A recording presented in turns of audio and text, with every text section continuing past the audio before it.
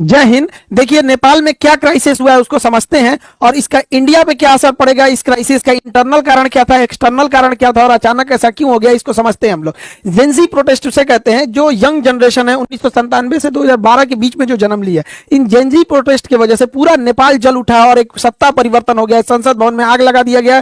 जितना नेता मंत्री हैं लोग, सब लोग का परिवार इसे लटक लटक बानर ऐसा भागा है। हेलीकॉप्टर से कोनो को दौड़ा के मारा है, कोनो को भिगा के मारा है, कोनो को जो घर फूंक दिया है। ये सब हो गया। इसका कारण समझते हैं कि क्या इंटरनल कारण था, उसके बाद समझेंगे क्या एक्सटर्नल कारण है, फिर चीन का क्या है और भारत का इस पर क्या असर पड़ेगा, इसको समझते हैं। सबसे बड़ा जो कारण था वो करप्शन था। नेपाल में करप्शन इतना ज्यादा बढ़ गया था जिसका कोई हद नहीं। करप्शन को रोकना मुश्किल था। हर डिपार्टमेंट करप्ट हो चुका था। चाइना के सहयोग से जो एयरपोर्ट बन रहा था उसमें 1400 करोड़ का घोटाला हो गया।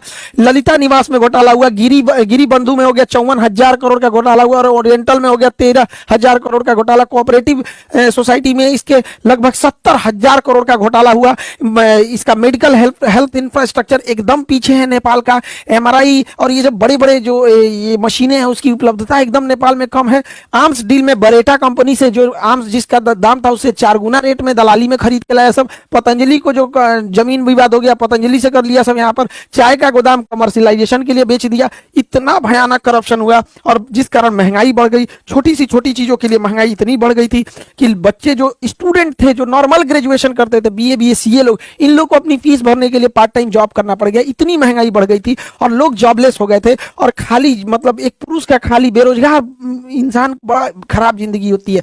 आसमान थूकता है, जमीन गाली देती है, उसको लगता है अपना जीवन बोझ हो गया है। खाली जेब जो होता है ना ये बड़ा दर्दनाक होता है, बड़ी भारी होता है खाली जेब। तो इससे नेपाल का युवा परेशान था, एकदम परेशान था नेपाल का युवा। नेपाल के युवाओं को विदेश जाकर नौकरी करना पड़ता था। विदेश में आके शेफ का नौकरी। अभी आप भारत में देखिए चाउमीन मोमो ये लोग ऐसे इंडिया में फेमस है कि नेपाली जो शेफ होते हैं चाउमीन और मोमो बड़ा अच्छा बनाते हैं। यहाँ से बेचारे काम करके विदेशी रेमिटेंस भेजते थे अपने देश में और उन पैसों से नेताओं के बच्चे अयासी करते थे।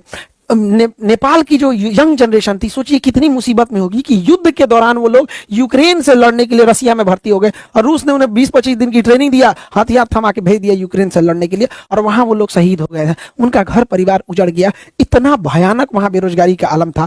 अब इनमें होता क्या है वहां पे, जैसे 2008 में राजतंत्र राजा को हटा के लोकतंत्र जब बना था तो यहाँ कुछ ही पार्टियों का दबदबा था। नेपाली कम्युनिस्ट पार्टी हो गया, नेपाली कांग्रेस हो गया, यहाँ पे जनता संवादी पार्टी हो गया, इंडिपेंडेंट हो गया, सब ये कई थे सब यहाँ पे। लेकिन ये 3 लोगों देखिए ये अदला बदली करते रहते थे सब।